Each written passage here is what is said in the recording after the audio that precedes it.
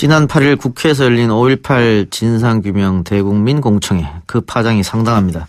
이날 발표자로 나선 구구농객 지만은 씨는 또다시 북한군 개입설을 주장했지요. 공청회에 참석한 자유한국당 김진태, 김순례, 이종명 의원 역시 여기에 동조하는 발언을 쏟아내서 문매를 맞고 있는 실정인데요. 논란이 거세지자 나경원 원내대표는 해명을 내놨습니다.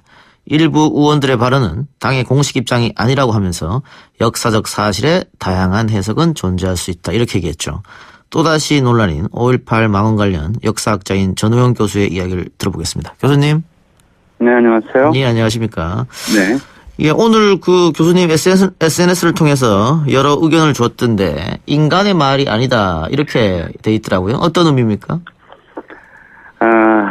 우리가 뷔페 식당에서 음식 나르다가 실수로 남에게 남의 옷에 국물을 좀 흘렸다고 하면 예. 뭐라고 그럴까요? 죄송합니다, 미안합니다 그러는 게 이제 상식적인 좀 사과 태도잖아요. 예. 하다못해 실수로 한 일에 대해서도 그러는 건데, 아이들한테 좀 부끄러운 반응이었던 것 같아요. 그렇죠?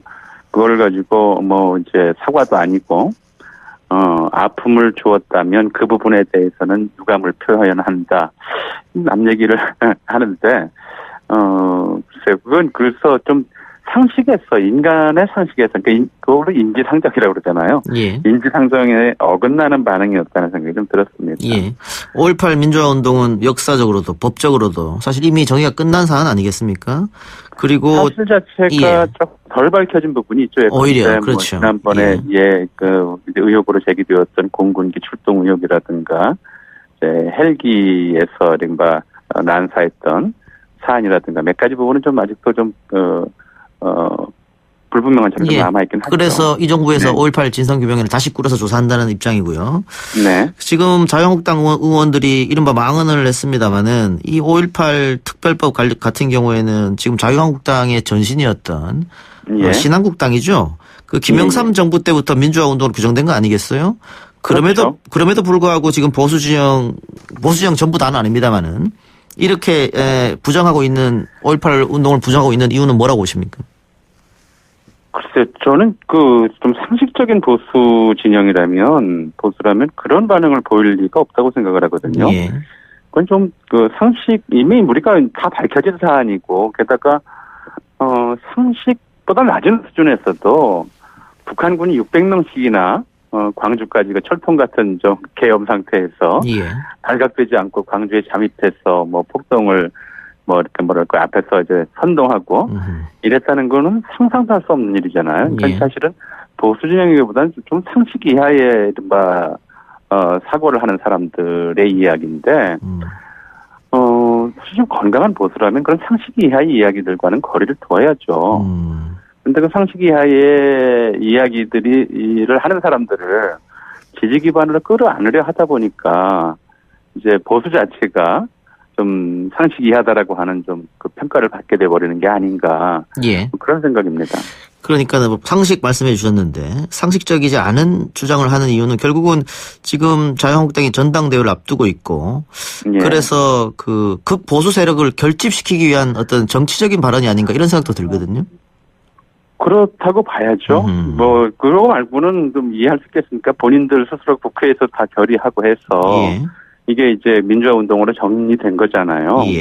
그 정리된 사안을 국회 내에서 이제 그와 좀 반대되는 이야기들을 하고 있는데 그 반대되는 이야기들을 끌어안고 마치 그것이 이제 정당한 또는 합리적인 이야기인 것처럼 하는 것은 지금 이제 이 작가님 말씀하신 대로 좀 우리가 좀 덜어내야 될, 우리 사회 어느 시대나 이제 상식 이하의 생각을 하고 또 발언을 하는 사람들은 있었죠. 그런 것들을 이제 현실 정치에서 좀 걸러내고 덜어내는 것이 다른 정치의 모습인데, 이어야 하는데, 오히려 그런 이야기들과 결탁하려고 하는 것, 또는 그것을 끌어안으려고 하는 것, 이것이 문제인 것 같아요. 그 논란이 커지자 나경원 원내대표가 한 말이 더더욱 지금 논란을 부추기고 있는데, 이렇게 말했습니다. 역사적 사실에 대한 다양한 해석은 존재한다. 물론 그 역사라고 하는 것이 해석의 학문이다라는 말도 있을 정도입니다만은 과연 5.18을 여기 말에 빗댈 수 있느냐, 이렇게 이야기하는 분들도 계신데 역사학자 입장에서 나경원 원내대표 말을 어떻게 생각하십니까? 그 사실에 대해서는 다양한 해석이 존재할 수 있죠. 예. 당연한 얘기죠. 너무나 당연한 얘기인데 문제는 사실을 왜곡하거나 사실이 아닌 것을 사실로 만들면 그건 해석의 문제가 아니고 예. 그야말로 이제 선동의 문제인 거죠. 그러니까 예를 들어서 우리가 일본군이 계속해서 많은 사실들이 밝혀졌음에도 불구하고 일본군 위안부를 강제 동원한 적이 없다 이렇게 얘기를 하잖아요. 예. 그럼 이거는 위안부 문제에 대한 일본 측의 해석이 아니라 위안부 문제에 대해서 일본 측이 일부 사실을 누락시키거나 인정하지 않으면서 왜곡하는 문제이거든요. 그래서 그걸 우리가 역사 왜곡이라고 그러잖아요. 예.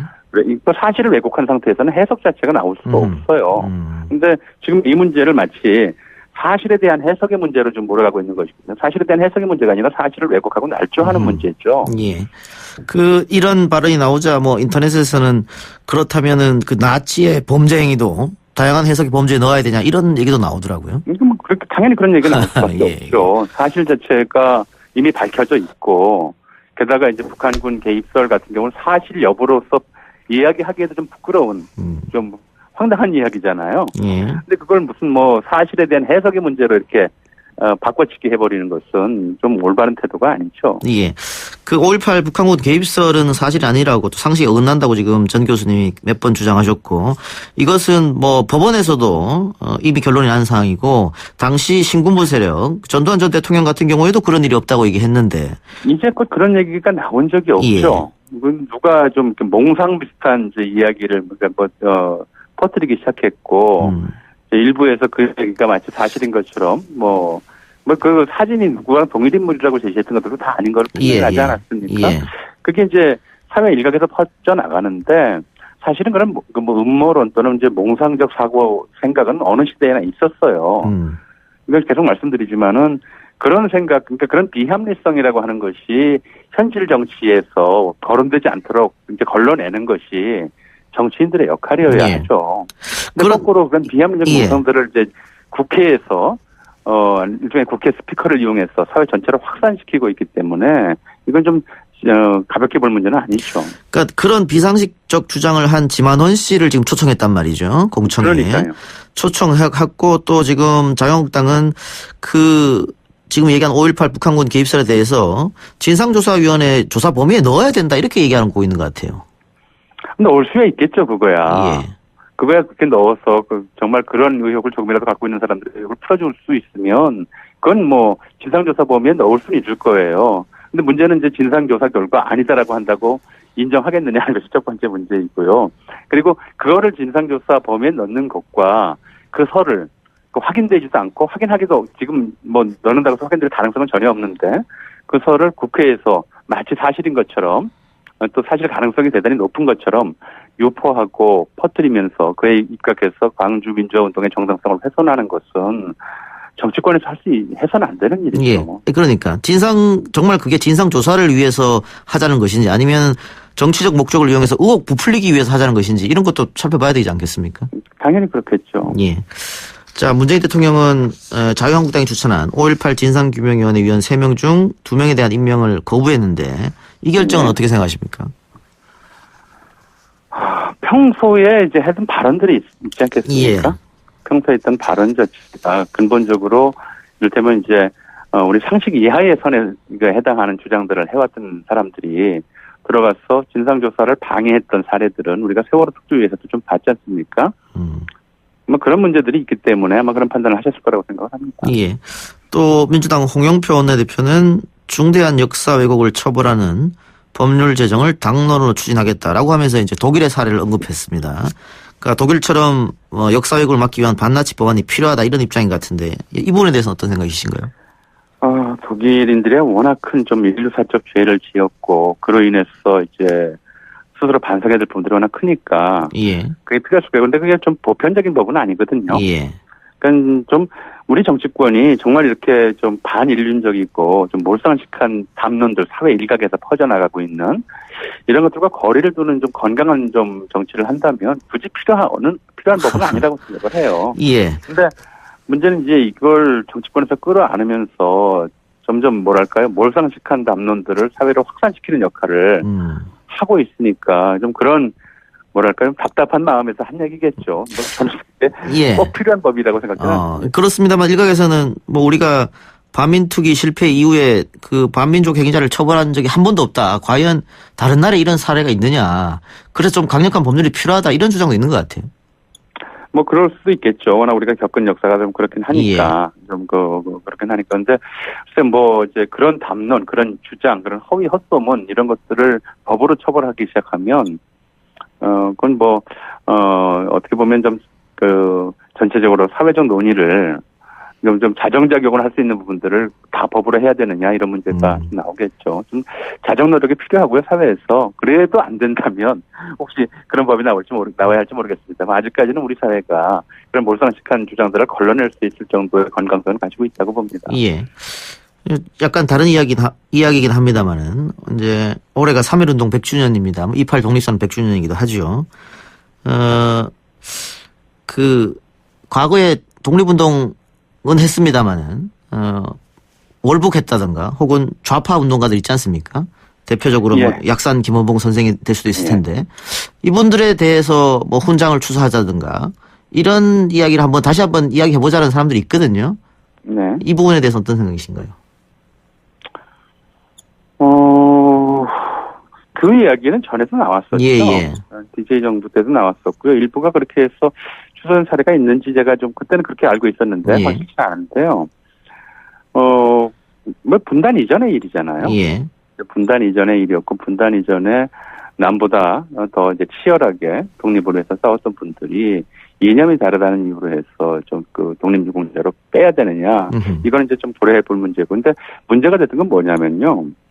이 월북한 사람들은 사실 북한에서 거기서 일단 처리할 문제죠. 북한에서 포창을 했거나 유공자를 포상을 했는데, 이제 그 가족들이, 유족들이 남한에 남아있거나, 이제 이런 경우들이 생겼을 때는 오히려 그동안 이제 용공분자나 이런 쪽으로 좀 차별 대우를 받는 면이 있었잖아요. 그래서 이 문제에 대해서는 글쎄요, 일단 우리가 포창하는 것보다는 후손들이 남아있을 경우에 포상을, 그동안 이제 차별 대우했던 또는 이제 거의 연좌제처럼 이렇게 묶어놨던 그런 문제들을 풀어주는 걸 전형적으로 검토할 필요는 있다고 생각을 합니다. 알겠습니다. 교수님, 오늘 말씀 여기까지 듣겠습니다. 네. 고맙습니다. 지금까지 역사학자 전우영 교수였습니다.